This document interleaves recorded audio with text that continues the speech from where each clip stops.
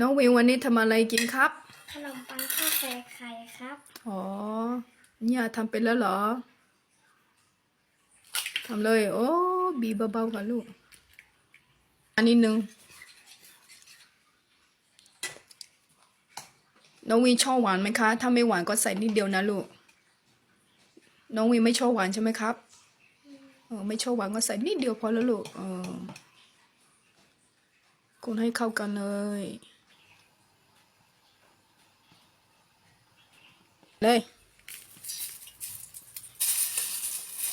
ใส่ตรงนี้น้ำมันกะอีกะมาอยู่ตรงกลางกันลูกอีกะ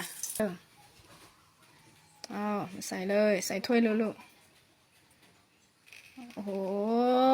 น่ากินจังเลยเดี๋ยวทำต่อไป